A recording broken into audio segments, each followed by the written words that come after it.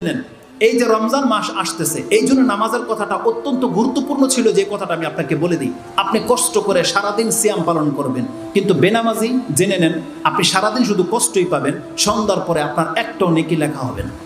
কারণ বেনামাজির সিয়াম তো দূরের কথা, কোনো ইবাদত কবুল হয় না, কোনো ইবাদত কবুল হবে না। এটা তো দুনিয়া তো হয় না। আপনাদের মন খারাপ মনে হচ্ছে কেন? মন খারাপ না, আপনার নামাজবিহীন আপনার ইবাদত কবুল হবে না, আপনার মন খারাপ হওয়ার কথা না?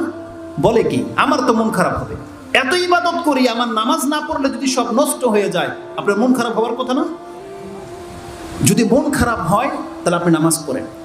রাসূল সাল্লাল্লাহু আলাইহি ওয়াসাল্লাম বলছেন, ইন্না আউওয়ালা মা ইউহাসাবু বিহিল আবদু ইয়াউমাল কিয়ামাতি মিন আমালিহি সালাতুহু। কিয়ামতের মাঠে একজন বান্দার কাছ থেকে সর্বপ্রথম তার আমলের যে হিসাব নেওয়া হবে, রাসূল বলছেন সেই হিসাবটা হবে তার নামাজের।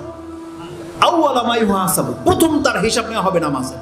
রাসূল বলছেন, ইজা সালুহাত, যদি কোনো ব্যক্তি তার নামাজকে সংরক্ষণ হেফাজত করে রাখে, ফাকাদ আফলাহা ওয়া আনজাহ, সেই ব্যক্তি ফালাহ পেয়ে যাবে, সেই ব্যক্তি নাজাত পেয়ে যাবে, সেই ব্যক্তি নাজাত পেয়ে যাবে।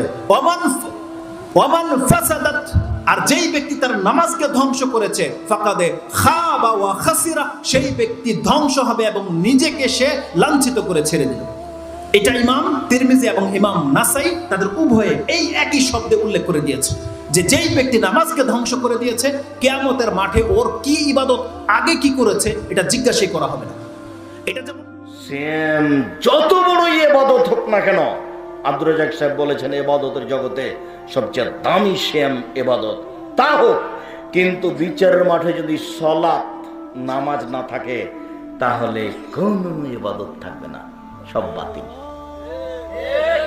হজ থাকবে না, দান থাকবে না, সুবহানাল্লাহ থাকবে না, রমজানের সিয়াম থাকবে না, সবকে আল্লাহ এভাবে কেটে দিবেন যদি সালাত না থাকে। আল্লাহ রাসূল বলছেন, সালাত এমন একটি ইবাদত, তারপরে নির্ভর করে অন্য অন্য ইবাদত।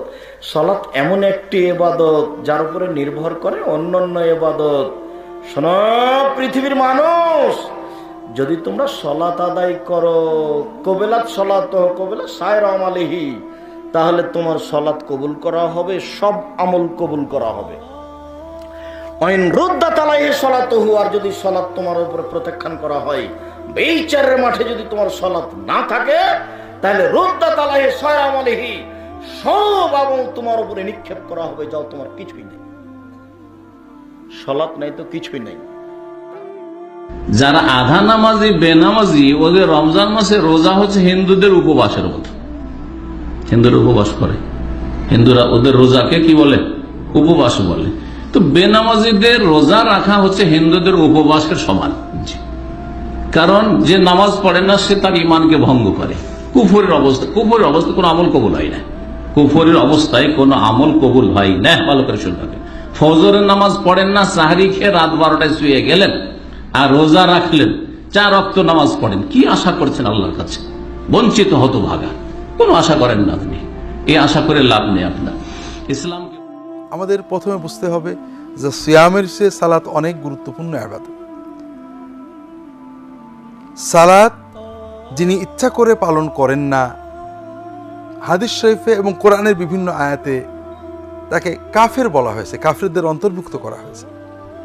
সাহাবায়ে কেরাম মুমিনকে কোনো পাপের কারণে কাফির মনে করতেন না, কিন্তু সালাত ত্যাগকারীকে তারা কাফির মনে করতেন।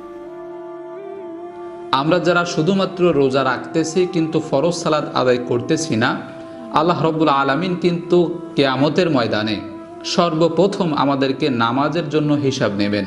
আল্লাহ রাসূল সাল্লাল্লাহু আলাইহি ওয়াসাল্লাম বলেছেন, কিয়ামতের দিন সর্বপ্রথম বান্দার নামাজের হিসাব নেওয়া হবে। এই জন্য আমরা যারা রোজা রাখতেছি কিন্তু নামাজ পড়তেছি না, আমরা কিন্তু এই রোজা রাখার মাধ্যমে আল্লাহ রাব্বুল আলামিনের নৈকট্য অর্জন করতে পারবো না। অবশ্যই প্রথমে আমাদেরকে নামাজ পড়তে হবে, 5 ওয়াক্ত ফরজ সালাত ঠিক রাখতে হবে। কারণ কিয়ামতের ময়দানে আল্লাহ রাব্বুল আলামিন সর্বপ্রথম আমাদের কাছে নামাজের হিসাব চাইবেন। নামাজের হিসাবে যদি আমরা প্রথমেই ধরা খেয়ে যাই, আমাদের আমলনামা কিন্তু আমাদের বাম হাতে চলে আসবে। এজন্য ফরজ সালাত অবশ্যই আগে ঠিক রাখতে হবে, সাথে সাথে রমজানের ফরজ সিয়ামগুলো পালন করতে হবে।